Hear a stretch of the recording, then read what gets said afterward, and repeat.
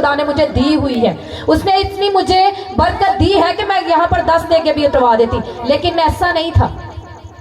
खुदा कुछ और चाहता था आपसे। तो सुनिए, उस बादशाह ने जब ये ऐलान करवाया तो दुनिया भाग भाग के आना शुरू हुई, और जब आई और हर एक आस पर आई थी। किसी को खाना चाहिए था, किसी को गाड़ी चाहिए थी, किसी को बंगला चाहिए था, सबको जरूरत की चीजें चाहिए थी। और बादशाह ने जब कहा कि आओ और ले लो, तो भाग भाग के दुनिया ने अपनी अपनी जरूरत की चीजें उठा ली, जो जो जिसको चाहिए था। लेकिन कुछ बच्चे थे छोटे, जो भी नहीं जानते थे कि हमें इन चीजों को रिसीव करने के बाद हम क्या कर सकते हैं।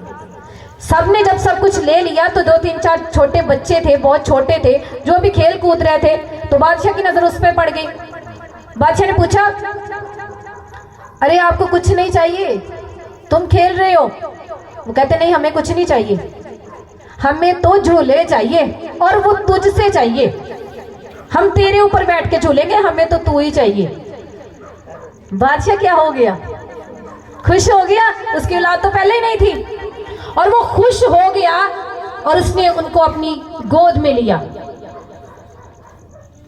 बाइबल मुकद्दस हमें बताती है कि हम उसके लेपालक बच्चे हैं। उसने उन बच्चों को अडॉप्ट कर लिया, ले लिया। तो विरासत किसको जानी थी? अब विरासत किसको मिलनी थी? अब आप अपने जो वालिदैन हैं, विरासत किनके पास जाती है आपकी? तो जो बच्चे लेपालक ले लिए थे, जो अडॉप्ट कर लिए थे, तो विरासत किनके पास जानी थी?